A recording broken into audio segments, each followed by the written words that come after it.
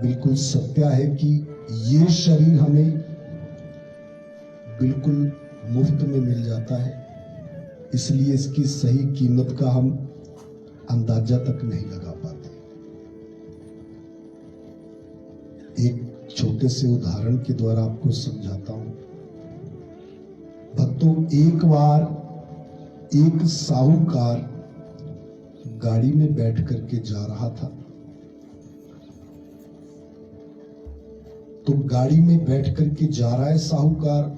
चलते चलते आगे रास्ते में, मार्ग में साहूकार ने क्या देखा कि सड़क के किनारे एक बूढ़ी माई, एक वृद्ध माई बैठी हुई थी, जो बड़ी उदास बैठी थी, दुखी लग रही थी। अगर उस बुढ़िया की स्थिति की बात करें तो भक्तों, उसने तन को ढांपने के लिए जो वस्त्र पहने थे वो भी बड़े फटे पुराने से थे। बोलिए वृंदावन बिहारी लाल की। तो जब साहूकार ने उस उदास बूढ़ी माई को देखा, फटे पुराने वस्त्रों में, वो बड़ी दुखी लग रही है। तो भक्तों, अब ये साहूकार ये भी दयावान थे। उस बूढ़ी माई को देख करके इनके मन में बड़ा दुख हुआ और ये साहूकार सोचने लगे कि देखो, बड़ा विचित्र संसार है ये, कोई इसमें सुखी है तो कोई दुखी है।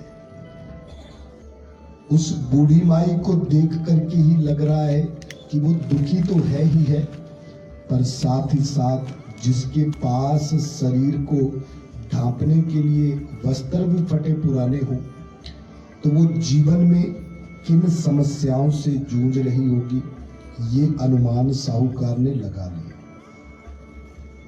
अब साहूकार के पास तो ईश्वर कृपा से सामर्थ्य थी, तो उसके मन में दया आई और भक्तों, उसने सोचा कि इस बूढ़ी माई की कुछ मदद करनी चाहिए, क्योंकि इसके पास तो तन ढांपने के लिए वस्त्र तक नहीं, आगे तो सर्दियां आ रही हैं और जब बहुत कठोर सर्दी पड़ेगी तो उस समय इस बूढ़ी माई का गुजारा कैसे होगा, ये अपने आप को सर्दी से कैसे बचा पाएगी, ये चिंता हुई साहूकार को। और दया होनी भी चाहिए, क्योंकि दया धर्म का मूल है, पाप मूल अभिमान, तुलसी दया न छोड़िए जब तक घट में प्राण। दया धर्म का मूल है। पात्र के ऊपर दया दिखाना ये मनुष्य के पुण्य को बढ़ाता है। साहूकार ने ड्राइवर से कहा कि ड्राइवर, आगे कोई अच्छी सी कपड़े की दुकान आई तो वहां पर थोड़ी देर रुकना। तो एक बहुत बड़ी कपड़े की अच्छी दुकान थी जहां ड्राइवर ने गाड़ी रोकी। साहूकार गाड़ी से उतरे और भक्तों उस कपड़े की दुकान के अंदर गए। दुकानदार से कहा कि देखो भाई, मुझे एक अच्छी सी चादर दिखाओ। बोलिए वृंदावन बिहारी लाल की। कोई अच्छी सी शॉल दिखाओ, पर चादर ऐसी होनी चाहिए जिससे सर्दी ना लगे। तो अब दुकानदार ने, जो उसके पास 5-7 वैरायटियां थी, 5-7 प्रकार की चादरें थी, वो साहूकार के सामने रख दी। तो उनमें एक मखमली चादर थी जिस पर साहूकार की नजर टिकी और साहूकार ने पूछा कि भाई मुझे ये बता, ये चादर कैसी रहेगी। तो दुकानदार ने कहा कि देखो महाराज, आपकी नजर बिल्कुल पारखी है, ये मखमली चादर है, इसमें सर्दी तो लगेगी नहीं, पर मैं आपको पहले ही बता दूं कि हमारी दुकान, क्या पूरे बाजार की बात करूं तो ये सबसे महंगी शॉल है। बोलिए वृंदावन बिहारी लाल की। क्वालिटी भी इसकी अच्छी है, पर कीमत भी उतनी ज्यादा है। साहूकार ने कहा कि देखो कीमत की चिंता नहीं है, पर चीज अच्छी होनी चाहिए। बोला महाराज तो आंख बंद करके इसे ले लीजिए, आपको शिकायत का मौका नहीं लगेगा। तो भक्तों, साहूकार ने वो मखमली चादर, वो शॉल उस दुकानदार से खरीदी। उस चादर को लेकर के फिर से गाड़ी में बैठे और ड्राइवर से कहा गाड़ी को घुमाओ और जहां वो बूढ़ी बैठी थी वहां पर गाड़ी को लेकर के चलो। भक्तों, उस मखमली चादर को लेकर के साहूकार वहां पहुंचे हैं जहां पर कि वो बुढ़िया देखी थी साहूकार ने। तो भक्तों, ये बुढ़िया वहीं पर सड़क के किनारे बड़ी उदास बैठी थी, बड़ी दुखी बैठी थी। साहूकार गाड़ी से उतरे और देखिए बूढ़ी माई के बिल्कुल पास आकर के बैठ गए सड़क के किनारे। बूढ़ी माई ने एक बार साहूकार सेठ की ओर देखा तो साहूकार मुस्कुरा करके कहने लगा कि अरे माई, मैं गाड़ी में जा रहा था, तुझे देखा तो मुझसे रुका नहीं गया। देखो, मैं ये तो नहीं जानता कि तुम्हारे जीवन में क्या परेशानियां हैं, क्या दुख है, पर माई एक बात तो मुझे दिख रही है कि तेरे पास तन ढांपने के लिए वस्त्र तक ढंग के नहीं है। और माई आगे आ रही है सर्दियां, बोलिए वृंदावन बिहारी लाल की। तो जब कड़ाके की ठंड पड़ेगी तो तेरा क्या होगा, बस ये चिंता मुझे सता रही थी। इसलिए माई एक छोटी सी भेंट तेरे लिए लाया हूं। बोलिए आनंद कंद भगवान की। अपना बेटा समझ करके मेरी इस भेंट को रख ले, क्योंकि आगे सर्दियों में ये तेरे बड़े काम आएंगे। भक्तों, उस साहूकार ने वो मखमली चादर बूढ़ी माई की गोदी में रखी।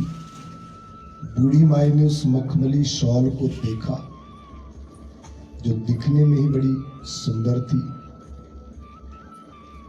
भक्तों, उसके बाद बुढ़िया ने साहूकार के मुख की ओर देखा तो बूढ़ी माई को भी समझने में देर नहीं लगी कि ये साहूकार कोई धर्मज्ञ व्यक्ति है, क्योंकि इसके हृदय में दया विद्यमान है। बूढ़ी माई ने साहूकार से कहा, अरे बेटा, अरे इसकी क्या जरूरत थी, अरे माई रख ले, अपना बेटा समझ करके रख ले, आगे सर्दियों में ये तेरे बहुत काम आएगी। तो बूढ़ी माई ने कहा अच्छी बात है। और भक्तों, उस चादर को, उस मखमली शॉल को बूढ़ी माई ने जो हाथ में पकड़ा था, अब देखिए ये बूढ़ी माई क्या करती है, जानबूझ करके साहूकार की ओर देख रही है और उस चादर को जो हाथ में पकड़ा था उसे दूसरी तरफ नीचे रख दिया। बोलिए आनंद कंद भगवान की। तो जब बूढ़ी माई ने उस चादर को दूसरी तरफ नीचे रखा तो जहां भक्तों उस चादर को बूढ़ी माई ने रखा है, वहां रखने से पहले नीचे एक बार देखा भी नहीं, वहां पर थोड़ा सा ना कीचड़ जमा हुआ था। बोलिए वृंदावन बिहारी लाल की। थोड़ी गंदगी थी, थोड़ा कीचड़ था। और वो मखमली चादर जैसे बूढ़ी माई ने उस कीचड़ में रखी, उस गंदगी में रखी है, तो भक्तों वो कीचड़ का दाग उस चादर के ऊपर लगना स्वाभाविक है। बूढ़ी माई तो साहूकार की ओर देख रही थी, पर साहूकार की पूरी नजर उस चादर के ऊपर है, उस मखमली शॉल के ऊपर। और भक्तों, जब साहूकार ने देखा कि इस बुढ़िया ने बिना देखे ये चादर नीचे रख दी और रखने से पहले ये तक नहीं देखा कि नीचे कीचड़ भी है, नीचे गंदगी भी है, अब भक्तों शॉल के ऊपर वो कीचड़ लग गया, वो गंदगी लग गई। बोलिए आनंद कंद भगवान की। तो जब उस शॉल के ऊपर थोड़ा कीचड़ लगा और ये शॉल थोड़ी मैली हुई है, तो साहूकार को उस समय बूढ़ी के ऊपर थोड़ा क्रोध आया है और थोड़ा रुष्ट भी हो गए साहूकार। क्रोधित होकर के बूढ़ी माई से साहूकार ने कह भी दिया कि अरे माई, ऐसा लगता है तेरा दिमाग खराब है। बोलिए वृंदावन बिहारी लाल की। बूढ़ी माई कहने लगी, अरे बेटा ये क्या हो गया तुझे? अरे माई, होना क्या है, मैं तेरे लिए इतनी महंगी शॉल, इतनी महंगी चादर लेकर के आया, पर तू तो इसको संभालने के लायक तक नहीं है। बोलिए आनंद कंद भगवान की। अरे क्या तूने एक बार भी इस चादर को नीचे रखने से पहले उस तरफ देखा? देख, तूने इस मखमली चादर को गंदा कर दिया, मैला कर दिया है, कीचड़ में रख दिया इसे। तो बूढ़ी माई ने जब दूसरी तरफ देखा और उस शॉल को उठाया, चादर को उठाया, तो अब उसके ऊपर वो थोड़ा कीचड़ लग गया था। तो भक्तों, उस कीचड़ को देख करके अब बूढ़ी माई साहूकार की ओर देखने लगी और थोड़ा थोड़ा हंस रही है। बोलिए आनंद कंद भगवान की। साहूकार को क्रोध आ रहा है और माई हंस रही है। साहूकार कहने लगा, अरे माई तू हंस क्यों रही है? तो बूढ़ी माई कहने लगी, अरे बेटा, हंस मैं इसलिए रही हूं क्योंकि तू नहीं जानता, ये चादर, ये शॉल मैंने जानबूझ करके कीचड़ में रखी। बोलिए वृंदावन बिहारी लाल की। तो साहूकार को बड़ा आश्चर्य हुआ, बहुत हैरान हुए साहूकार, और कहने लगे, अरे माई, एक तो तुझे ठंड से बचाने के लिए मैं ये चादर लेकर के आया और तू कह रही है तूने जानबूझ करके इसे कीचड़ में रखा। बेटा हाँ, इसे जानबूझ करके कीचड़ में रखा, पर इसको कीचड़ में रखना सफल हो गया तेरा क्रोध देख करके। साहूकार कहने लगे, माई मैं कुछ समझा नहीं, तू कहना क्या चाहती? बोला, बेटा मैं ये कहना चाहती हूं, पहली दृष्टि में, पहली नजर में मैंने पहचान लिया था कि तू धर्म के ऊपर आस्था रखने वाला एक धर्मज्ञ व्यक्ति है, वरना आज के समय में किसी दूसरे की किसको पड़ी है। बोलिए आनंद कंद भगवान की। मेरा दुख देखा तो तुझसे रहा नहीं गया और तू मेरे लिए ये चादर लेकर के आया, शॉल लेकर के आया, और मैं ये भी जानती हूँ कि तू सबसे महंगी शॉल लेकर के आया, पर इसे जानबूझ करके कीचड़ में मैंने इसलिए रखा बेटा क्योंकि मैं तुझे इस चादर की कीमत समझाना चाहती हूँ। बोलिए आनंद कंद भगवान की। माई में समझा नहीं, तो भक्तों उस बूढ़ी माई ने समझाया, बेटा मैं समझाती हूँ, देख ये चादर तू लेकर के आया तो इसकी सही कीमत का अंदाजा भी तुझे है। बोलिए वृंदावन बिहारी लाल की। तुझे क्रोध क्यों आया? क्योंकि तू जानता है इस चादर की कीमत क्या थी। सबसे महंगी चादर तू मेरे लिए लाया था, मुझे तो मुफ्त में मिली थी, अगर मैली भी हो गई, कीचड़ भी लग गया तो मुझे कोई फर्क नहीं पड़ा, पर तुझे तो क्रोध आया क्योंकि तू इस चादर की सही कीमत जानता था, समझता था। अब जरा सोच, जिसने हमें ये चादर दे रखी है, बोलिए आनंद कंद भगवान की, उसके भी तो 9-10 महीने लगते हैं इस चादर को बुनने में।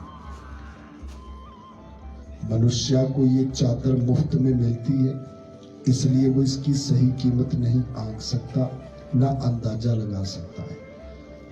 किंतु भक्तों, जब मनुष्य अपने छोटे छोटे स्वार्थ के लिए, छोटे छोटे लालच के लिए इस चदरिया को मैला करता है, तो उसे कितना क्रोध आता होगा जिसने इतना परिश्रम किया है इस चादर को बुनने में। बोलिए आनंद कंद भगवान की।